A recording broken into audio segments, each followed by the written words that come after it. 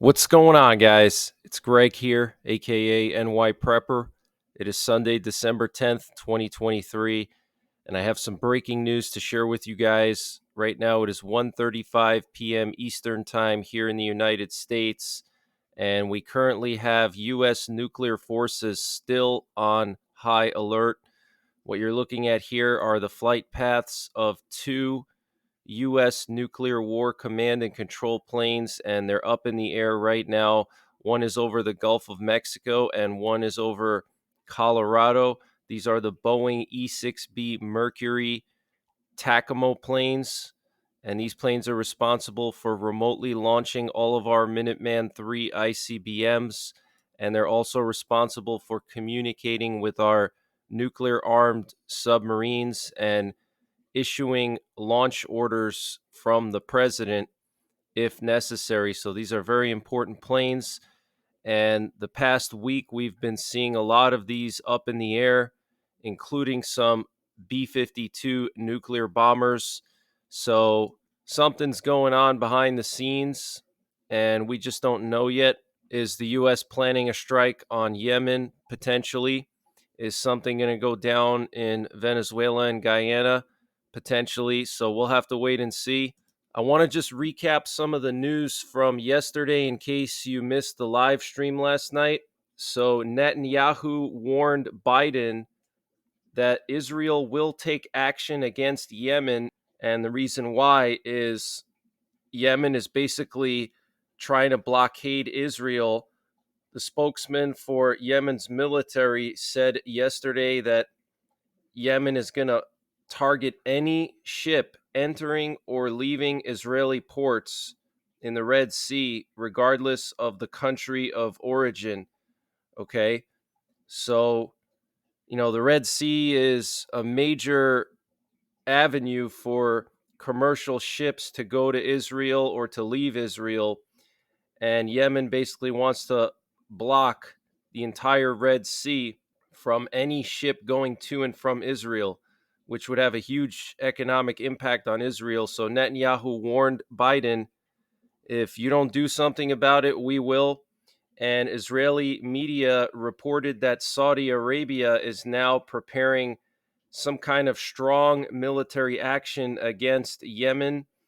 And yesterday, the French Navy announced that one of their frigates was attacked by two drones launched from Yemen. It was their Languedoc Frem multi-purpose frigate, and they had to intercept two drones that were coming towards it off the coast of Yemen. And the Israeli National Security Advisor reiterated what Netanyahu and the Israeli defense minister said about Hezbollah. He said that the situation in the north will change if Hezbollah does not retreat from their current positions. So it looks like Israel's next big move is going to be against Hezbollah. And yesterday, the Biden administration used emergency powers to approve the sale of 14,000 tank rounds for the Israeli Merkava main battle tank. Okay, 14,000 tank rounds. Okay, they don't need 14,000 tank rounds just to deal with Hamas. Okay, they're mostly done with Hamas. So it makes you wonder, why do they need 14,000 tank rounds all of a sudden? Are they going to go into Lebanon soon? It's very possible, especially with the language coming from Netanyahu and Yoav Gallant and now the Israeli National Security Advisor, all basically saying that Hezbollah has to retreat or they're going to go in, okay? Because all the people that were living in northern Israel had to evacuate, and they haven't been allowed to return yet because Hezbollah continues to attack northern Israel.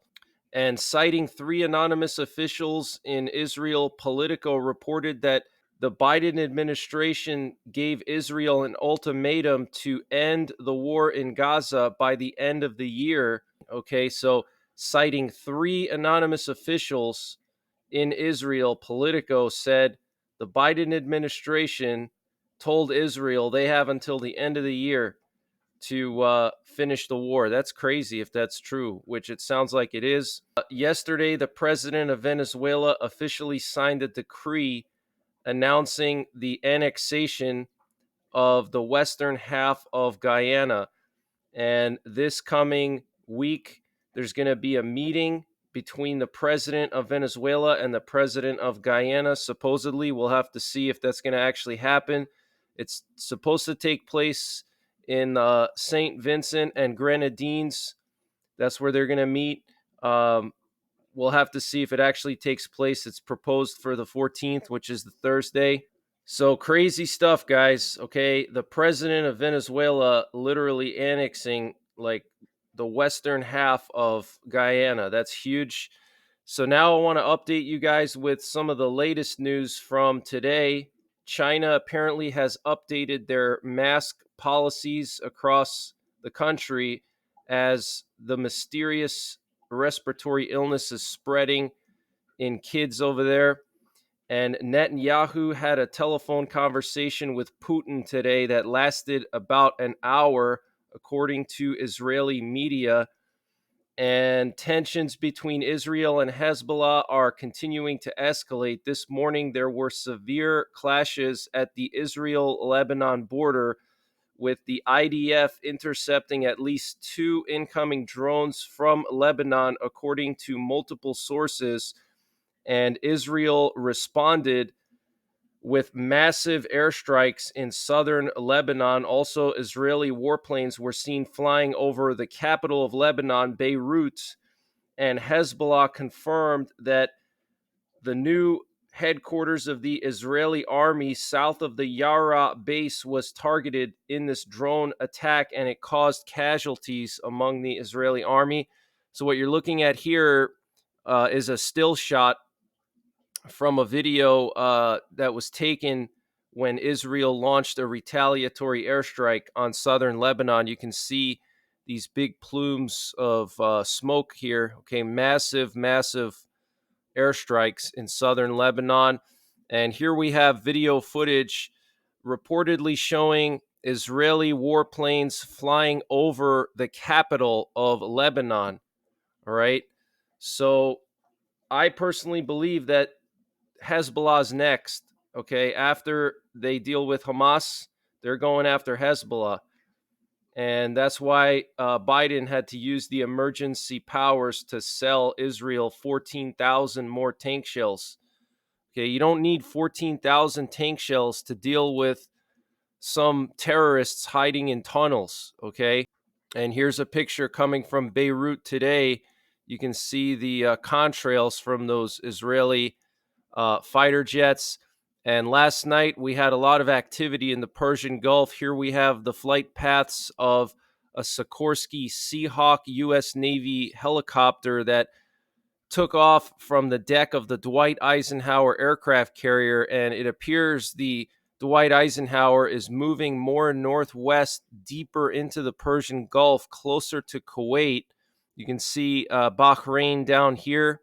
It moved a good 50 miles this week towards the northwest, so it's going deeper, like it's going closer to Iraq and Kuwait and further away from the Strait of Hormuz. And then there was also a P-8 Poseidon, likely just pulling security because we have the whole strike group here. So the P-8 Poseidon is a sub hunter, probably just checking to make sure there's no enemy subs in the area.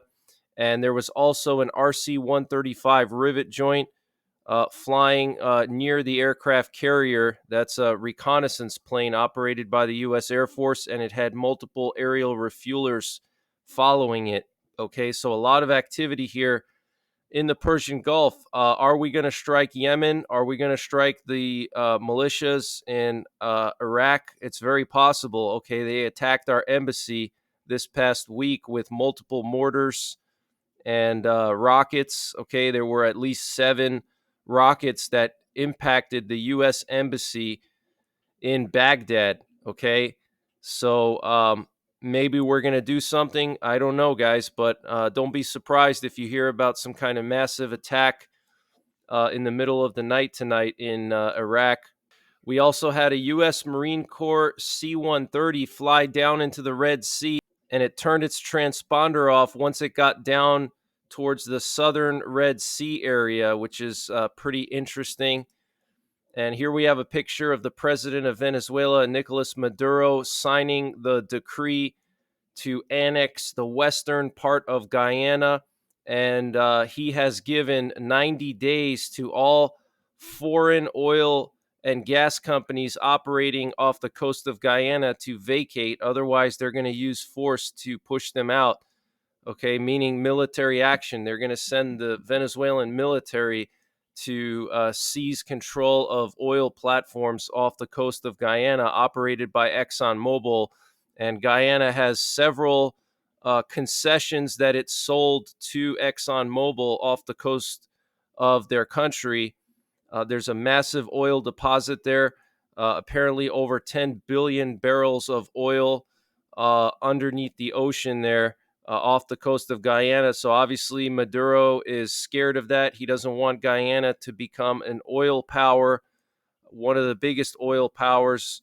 And there's a lot of Western companies there. So he wants to go in and take that oil. Okay. It's all about the oil and the resources. And this update was sponsored by My Patriot Supply.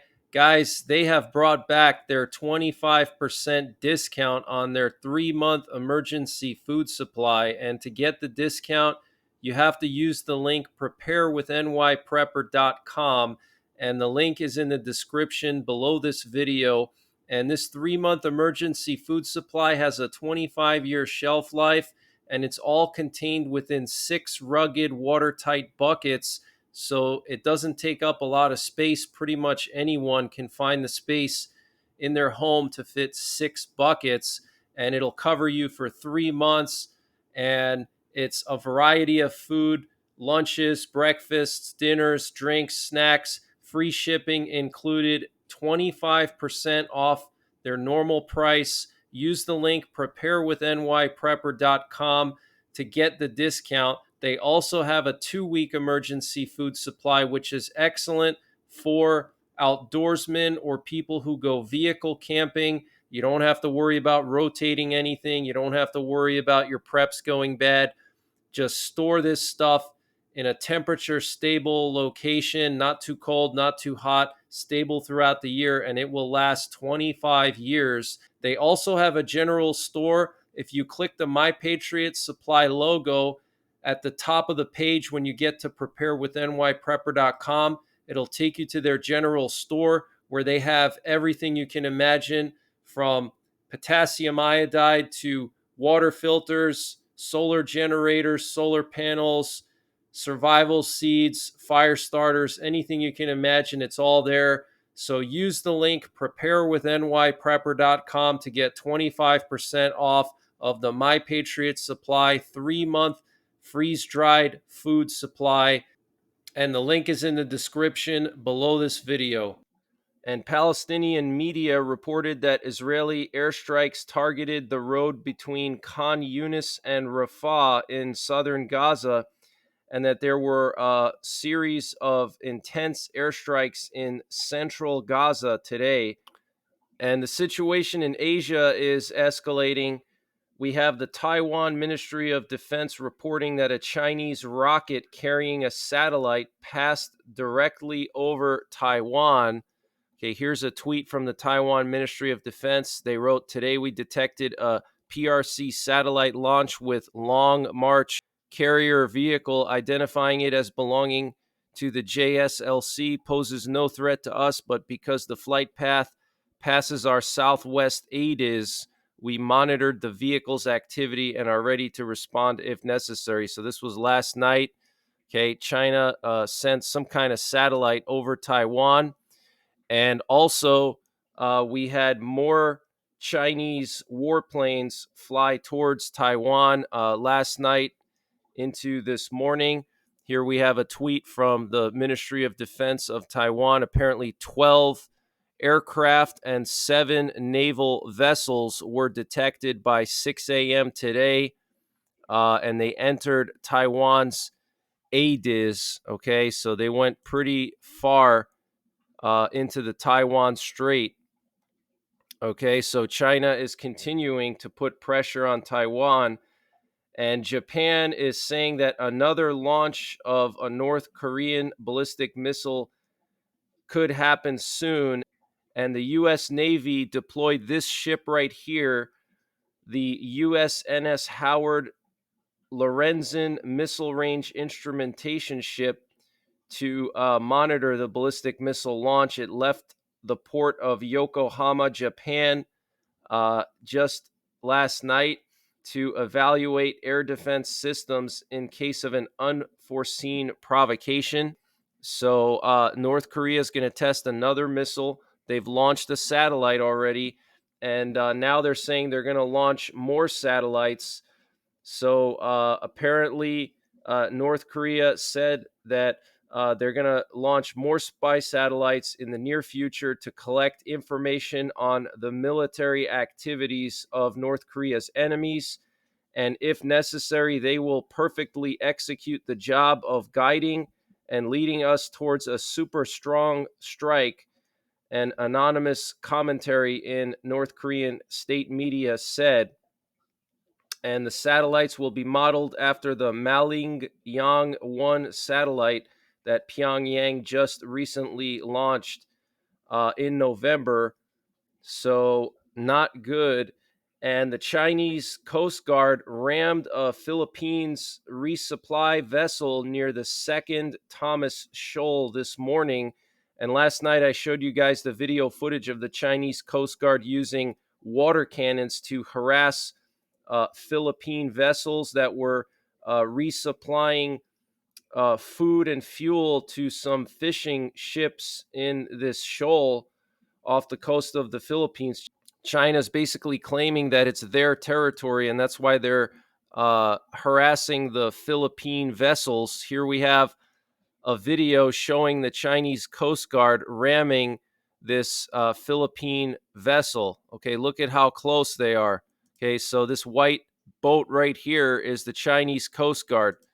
Okay, and they're using water cannons. And look, you see that? Literally ramming the boat right here. Okay, so it's getting crazy, guys. Okay, and China sent 100 of their maritime militia boats to this region off the coast of the Philippines to blockade the Philippine vessels from resupplying the Philippine fishing boats in that area. Look at all these ships that China sent to the Philippines. This is insane, guys. Okay, they're cordoning off the Whitsun Reef, which is literally in the exclusive economic zone of the Philippines. This is literally in the Philippines' exclusive economic zone. They're just taking over the Philippines' exclusive economic zone. This is crazy. Okay, so very serious situation, and this is what the Chinese news, the Global Times, said. They're saying 2 Philippine Coast Guard ships, 1 government ship, and 1 transport ship attempted to send building materials to its illegally grounded warship on the Renai Reef on Sunday, seriously violating China's sovereignty. China Coast Guard took restriction measures according to the law and regulations. Okay, so China's claiming that that's their territory. And here we have a video coming out of Buenos Aires, Argentina, showing the motorcade of the Ukrainian president.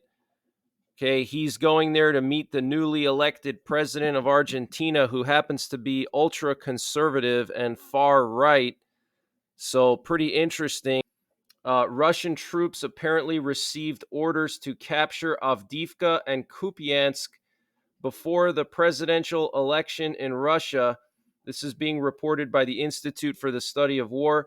And Hungarian truck drivers are going to start blockading Ukrainian truck drivers at the border of Hungary and Ukraine starting tomorrow. And they're going to be joining the Slovakian and Polish truck drivers who are doing the same thing. And a subscriber told me last night during the live stream that apparently the U.S. is deploying troops to Kosovo. He said that his son's entire unit is being sent to Kosovo on a 9-month deployment, over 1,000 troops. So that's pretty interesting. And the United States, the UK, and Australia signed an agreement to develop a deep space radar capable of keeping an eye on what's going on in geosynchronous orbit. Poland is looking at purchasing subs from South Korea that can fire ballistic and cruise missiles. On November 29th in Warsaw, representatives from Hanwha Ocean, a South Korean defense contractor, met with Polish defense officials to discuss the KS-3 submarine as an option for Poland's primary submarine role. They specifically discussed the Batch 2 variant of the submarine, which has 10 missile tubes for either ballistic or cruise missiles. This would open the door for Poland becoming a regional military power and possibly even a nuclear power at some point down the road. And the missiles that the sub can fire are the Hunmo 44 ballistic missiles, which were specifically designed to carry earth-penetrating warheads to use against bunkers in North Korea. But these missiles can carry a payload of thousands of pounds. I'm hearing 5,000-pound payload with these missiles, which is just massive. That's a massive warhead.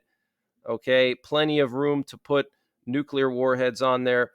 And Twitter will be reinstating the account of Alex Jones and InfoWars. So that's pretty interesting. So that's the latest breaking news that I have, guys. I will be back later on this evening with another update.